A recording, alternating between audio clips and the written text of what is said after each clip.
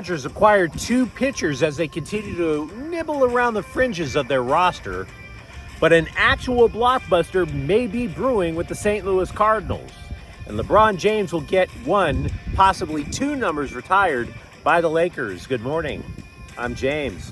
This is your daily dose of sports and snark for the greatest sports city in the world, Los Angeles.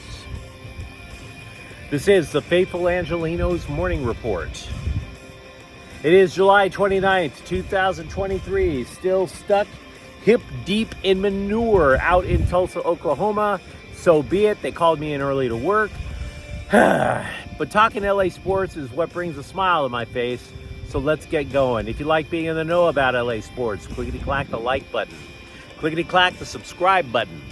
There's a notification bell, hit that, it'll let you know we drop new content. Sharing is caring, let people know we exist. By all means, comments. There's always good stuff to talk about when it's LA. And I'm about to prove it to you, because we got a ton to get to. Before we go through the news and notes, hey, look at the scoreboard. Freddie Freeman went 2 for 4 with a run. Drove in a couple. Didn't matter. Dodgers dropped 1 to the Reds, 6-5. Cincinnati and the Dodgers will get down again today at 5. Emmett Sheehan is 3-1 with a 6.75 ERA. Luke Weaver, 2-2, 7.20 ERA. Angel City FC is back on the pitch in something called the NWSL Challenge Cup. They'll be playing the Portland Thorns at 7. But let's get to the news. The Dodgers, over the last few days, have made 3 deals so far ahead of Tuesday's trade deadline. And to be honest with you, people try to make trades to be bigger than what they actually are. Oh, wow, we're bringing back Kike Hernandez. Yay! But that is not exactly impact. No offense to Kike Hernandez. He's well liked. But it is just basically nibbling around the fringes, trying to slowly upgrade the team instead of doing something that basically makes a lot of waves just like that. So for example, they're getting rid of Noah Syndergaard for a starting shortstop. Okay. Getting rid of a couple of guys to bring back Kike Hernandez. All right. Well, that's what also happened yesterday, because the Dodgers sent a couple of minor league pitchers to the Chicago White Sox, and in exchange, I got to be honest with you, I don't like what they got back, right? Oh, it may or may not improve the team, but it's more about, to me, what the Dodgers got rid of than what they got. I mean, look, they get rid of a guy. It amazes me that Trayce Thompson has had a lengthy major league career. Absolutely, I've never understood why Trayce Thompson managed to pull a paycheck as long as he has swinging a baseball bat. Because if there's one thing that guy doesn't do well, is swing a baseball bat. The guy had an 0 for 39 streak this year. 0 for 39. Before he finally was allegedly injured and sent down to the minors, never to be seen from again. He gets sent to Chicago, along with 2 minor league pitchers. And you're sitting there going, well, this is great, James. Who do we get back? Well, we got starting pitcher Lance Lynn and relief pitcher Joe Kelly. Now, don't get me wrong. I remember Joe Kelly. I liked the Joe Kelly that was in LA before. The guy who mocked the Astros. The guy who, for a good chunk of his career with the Dodgers, was about as good of a setup guy as you would want. But take a look at Lance Lynn. My God, he's in the worst season of his career. He leads the American League. He comes over to the National League, having led the American League in hits allowed, in home runs allowed, in earned runs allowed. The one thing that he does that the Dodgers would covet is he strikes out a lot of people. Strikes out more than 1 an inning. So basically, the thing with Lance Lynn is this: unless the Dodgers can unlock something in him, he either does one of 2 things. You either miss the pitch, or if you make contact with the pitch, you launch it into the stratosphere. Do you really like taking that gamble if you're a Dodgers fan? I don't. Because, like I said, strikeout or damn near guaranteed home run, that's not going to do well for the old blood pressure. So what the Dodgers also sent away, along with Trayce Thompson, Chicago gets starting pitcher Nick Nastrini from Tulsa, Oklahoma, the Double-A team, We've talked at length over the last month. The Dodgers affiliate in Tulsa had a starting rotation of 6, not 5, 6, because it was that deep. And scouts had kept saying virtually every one of them at worst, is a middle of the rotation major league prospect. So in other words, the White Sox get back somebody who probably will be a major league starter in a year or two. And they also get relief pitcher Jordan Leisure. Now, I don't like going into hysterics. I don't want to be the guy who starts ranting and raving for clickbait. I'm not an influencer, for Pete's sakes. How many influencers have bald spots, right? Come on. How many influencers have descending bellies? Am I right? So I know what I am. I'm not doing this just for fake popularity online. I'm simply going to say that with this trade, I don't like it that much, if at all. Now, a lot of the scribes were describing it yesterday as a blockbuster simply because there were a lot of players changing hands. Trace Thompson, Joe Kelly, Lance Lynn, that's not a blockbuster. But there may be one a brewing. Jim Bowden, the former GM in the majors, now with The Athletic, writing columns, is saying that, yes, he is aware that the Dodgers are trying to acquire Nolan Arenado from the St. Louis Cardinals. For those of you who don't recall, Arenado was a longtime Colorado Rocky. There are people in baseball who describe him as the modern-day Brooks Robinson. How did this come about, this idea that the Dodgers could get Nolan Arenado? Well, this is how blockbusters are made, if they are in fact made. According to Bowden, the Dodgers first inquired St. Louis about starting pitchers Jack Flaherty and Jordan Montgomery. St. Louis said, "Oh yeah? Okay, we'll talk. But for a starting point, you need to give us some of your elite starting pitchers out in the minors." To which the Dodgers replied, "We can be talked into that, but you better include Nolan Arenado." That's how this thing gets built. One or two major league caliber pitchers and arguably one of the top third basemen in the game coming to LA, and the Dodgers flush out a good chunk of their minor league system. But that's not it. So if the Dodgers do in fact make the deal, according to Jim Bowden, the package from LA would start with Bobby Miller and or Emmett Sheehan. Then a combination of Gavin Stone, Michael Grove, and or Ryan Pepio. Then comes another kicker.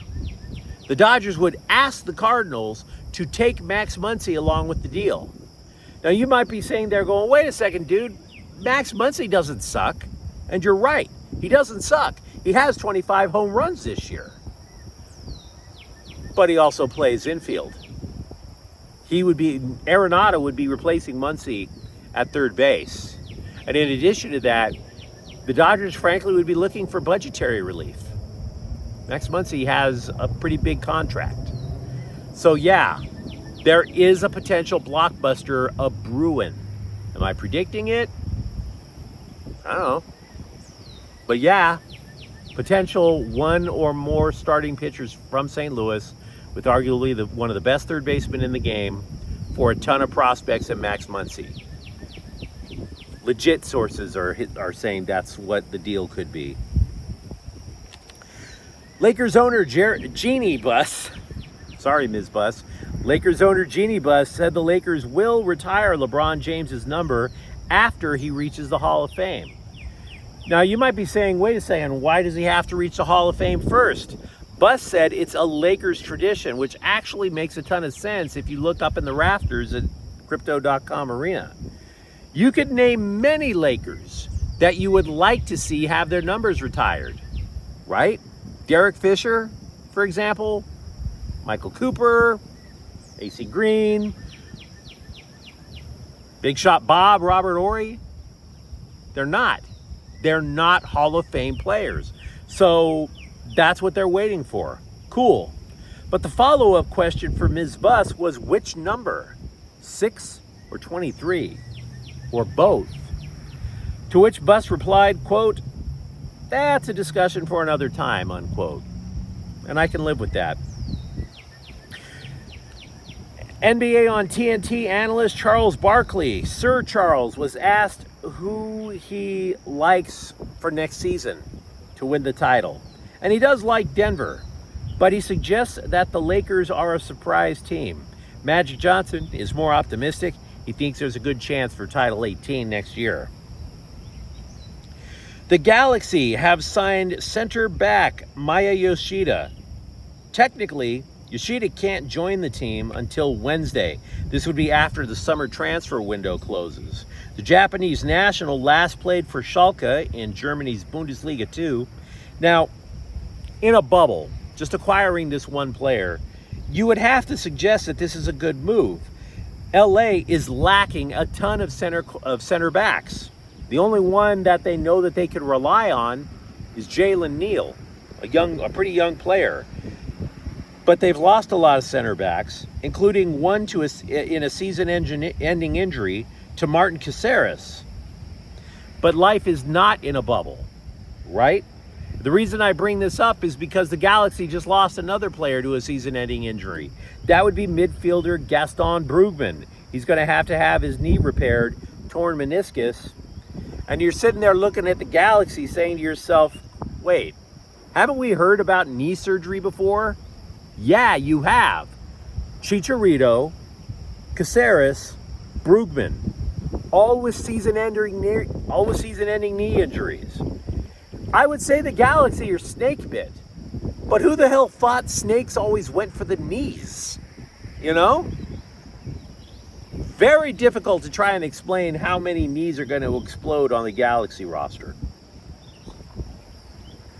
4-star offensive lineman recruit Manesse Atete has decommitted from the USC Trojans.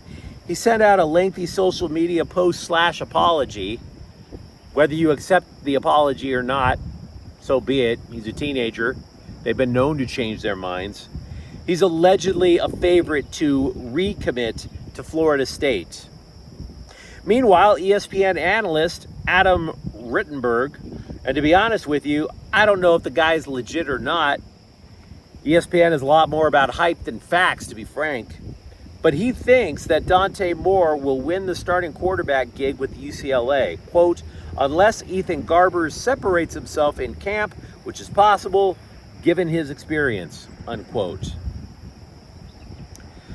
Cooper Kupp is providing a much required dose of sanity over at the Rams training camp. He said Thursday was his, quote, second day of running full speed, competitive stuff, unquote. He missed about half a season last year with a high ankle sprain, but he's taken it to camp like a duck to water. I mean, clearly he's missed being out on the field. Meanwhile, offensive coordinator Mike LaFleur told USA Today that there is a 4-person battle to be the third wide receiver in the Rams offense. Now, you might say, dude, why would I care about the third wide receiver? If you're a Rams fan, you should. The Rams always line up with one running back and one tight end. That means 3 wide receivers are on the field, not 2. So that third wide receiver gets a lot of attention. Obviously, Cooper Kupp is going to be on the field. Obviously, Jefferson is on the field. So that leaves a competition of Ben Skowronek, Tutu Atwell, Puka Nacua, but a 4th guy, Demarcus Robinson. Now, they're happy talking all 4 of them. You know, the Rams coaching staff is like fill in a bunch of life coaches who know a little bit about X's and O'ing. Man, they've never seen a player they didn't like. They're very up with people that way. But the funny thing about it is, if you have 4 guys that you're hyping, to me, you have nobody that you're hyping. Nobody is separating themselves. The Rams tried to separate somebody. There was a PR guy who kept talking about how much the Rams like Puka Nacua, but then the rookie left training camp with cramps. Look, Nacua, when he was with BYU, he had problems with his hamstrings, his ankles, lower leg injuries. Is this the reason why Puka Nacua was a 5th round pick instead of something higher? Instead of a receiver that would have been on more teams' radar going into the NFL draft. Just saying. Joey Bosa over at Chargers camp thinks that rookie Tuli Tuipulotu from USC has gotten off to a great start, except for one thing. Quote, he calls me sir, which is a little weird. Probably knows the playbook better than me already. He's just on top of his stuff, unquote. Also, just so you know, the Bolts have added linebacker Blake Lynch. He was formerly in Minnesota. In 2 years with the Vikings, the dude had 47 tackles. So, not exactly an impact player, but you know he knows how to put somebody into the turf, so that doesn't hurt. But you let me know what you think in the comments thread. Tell me what you think about the Dodgers so far with the deals that they've made, and if you think this blockbuster will in fact happen. Tell me what you think about LeBron James's career as a Laker. And if you enjoyed this content, don't forget to subscribe to Faithful Angelenos. We're talking LA sports every single day here. Thank you for watching. I'm James. We'll be back tomorrow. Faithful Angelenos is a Kian Corte El Queso production. Take care.